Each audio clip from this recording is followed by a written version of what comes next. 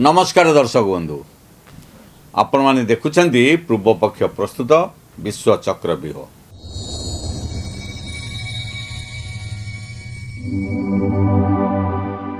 दर्शक बंधु आज आम आलोचना करिबा भारतर एमिति एक शक्ति विषय रे जार गर्जन शुणी चीन पाकिस्तान बांग्लादेश पर्यंत चिंतार पड़ जाइछंती। ओडिशा उपकूल चांदीपुर निकटरे बंगोपसागर होइथिबा एक रहस्यमय क्षेपणास्त्र परीक्षा एबे सारा विश्वर चर्चार विषय होइछि। कुआ जाउछि यह साधारण मिसाइल नुहे, यह हेउछि भारतर नुआ पीढ़ीर इंटर कॉन्टिनेंटल बैलिस्टिक मिसाइल अर्थात आईसीबीएम। जदि यही खबर सत्य हुए तेबे भारत एबे सही किछि शक्तिशाली देशंक श्रेणी रे प्रवेश करि पारे जेउ मानक पाखरे हजार हजार किलोमीटर दूर को परमाणु आक्रमण करिवार क्षमता रही। दर्शक बंधु गत शुक्रवार संध्यारे ओडिशार चांदीपुर समुद्र तट निकटरू डीआरडीओ गोटे दीर्घ पथ मिसाइल परीक्षा करिथिबा खबर एबे सामना को आसीछि। किछि रिपोर्ट कहूछि यह अग्नि 6 नहेले मध्य आईसीबीएम कैटेगोरी एक अत्याधुनिक मिसाइल। यार रेंज 10,000 किलोमीटर रु अधिक हो पारे। यार अर्थ कौन?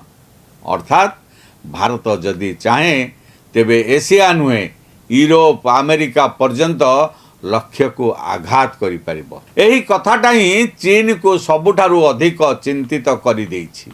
चीन एपर्यंत भाबुथिला भारत केवल दक्षिण एशियार एक शक्ति, किंतु एबे परिस्थिति बदलुछि। भारतर अग्नि 5 पूर्वर ही चीन बड़ अंश को लक्ष्य करि पारिथिला। एबे जदि अग्नि 6 किंबा आईसीबीएम सफल हो जाए तेबे चीन कौनसी सहर आउ सुरक्षित रहिबो नाही। बेजिंग सांघाई वुहान सबुकिछि भारतर मिसाइल रेंज रे आसी परिबो। एही कारणरू चीन दीर्घ दिन धरी भारतर मिसाइल प्रोग्राम को नजर रे रखिछि। दर्शक बंधु आपण मानकर मने थिबो गत किछि वर्ष धरी चीन गुप्तचर जहाज युआन वांग बारंबार भारतर सामुद्रिक अंचल को आसुथिला। काहेकि जानती? कारण चीन भय करुथिला भारत कौनसी बड़ मिसाइल परीक्षा करि पारे।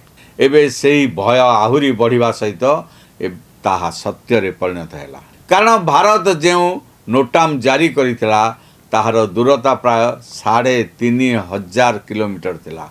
एते बड़ सुरक्षा कॉरिडोर साधारण मिसाइल पई हुए नाही। एही घटनारू प्रतिरक्षा विशेषज्ञ माने अनुमान करुछंती भारत किछि बहुत बड़ परीक्षा करिछि। एबे आसंतु पाकिस्तान को। पाकिस्तान पाई एही खबर आहुरी अधिक चिंताजनक। काहेकि ना पाकिस्तान दीर्घ दिन धरी चीन आश्रय रे निजर मिसाइल एवं परमाणु शक्ति बढ़ाई आसुछि।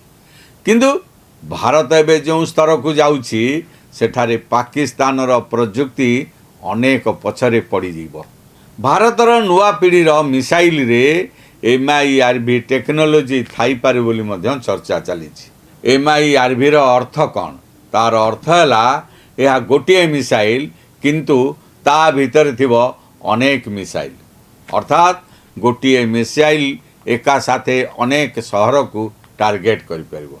यह हेउछि आधुनिक जुगर सबुठु भयंकर टेक्नोलोजी मानक मध्यरु गोटे। दर्शक बंधु आपण माने भाबुथिबे एथिरे बांग्लादेश काहेकि चिंतित? कारण दक्षिण एशियार राजनीति एबे बदलुछि। चीन धीरे धीरे बांग्लादेश श्रीलंका म्यांमार भली देश मानक उपरे प्रभाव बढ़ाउछि। भारत एबे सेही चीन को सीधा संकेत देउछि आमे केवल सीमा रे नुहे दूर समुद्र और आकाश रे मध्य शक्तिशाली। यार प्रभाव पड़िबो समग्र अंचल जियोपॉलिटिक्स उपरे। दर्शक बंधु भारतर यही सफलता पछरे अछंती DRDO रो वैज्ञानिक माने। वर्ष वर्ष धरी परिश्रम गुप्त गवेषणा एवं निरंतर परीक्षा परे भारत यही स्थान रे पहुंची। गोटे समय थिला भारत विदेश रु अस्त्र शस्त्र किणुथिला, किंतु एबे भारत निजे एमिति अस्त्र तैयारी करुछि जहा विश्वर शक्तिमान देश माननको मध्य चिंतारे पकाई देउछि।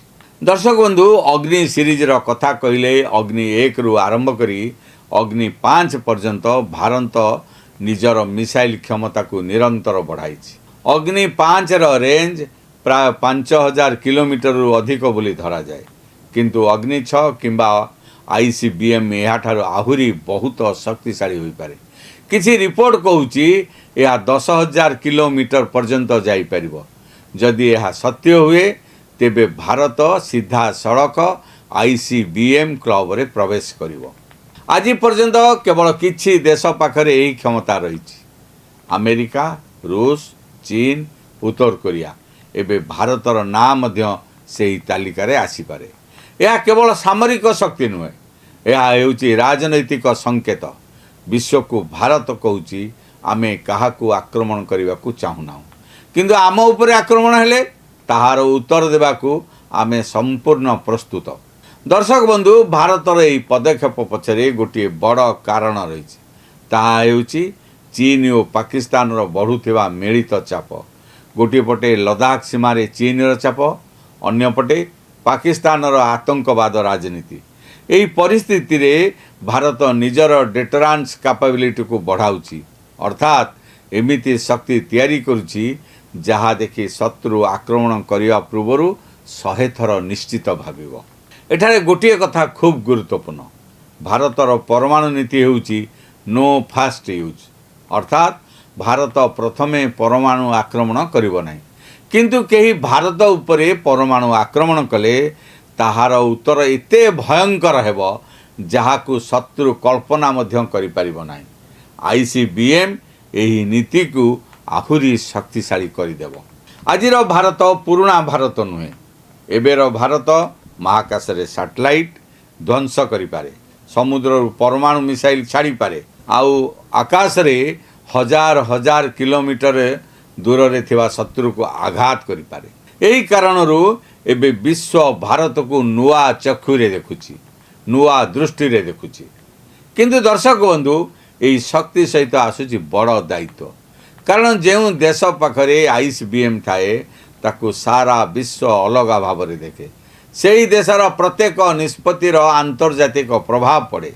तेणु भारत को आहुरी अधिक सावधान और दायित्वशील होगाकू पड़िबो। तेबे दर्शक बंधु, आपण मानक मतामत कौन? भारतर यही नुआ मिसाइल शक्ति चीन और पाकिस्तान पई सतरे बड़ चैलेंज हबो कि? कमेंट रे निश्चय जणातु। वीडियोटी भल लगी लाइक करंतु, शेयर करंतु एवं पूर्व पक्ष प्रस्तुत विश्व चक्रव्यूह चैनल को सब्सक्राइब करने को भूलिबे नहीं। रहूची, नमस्कार।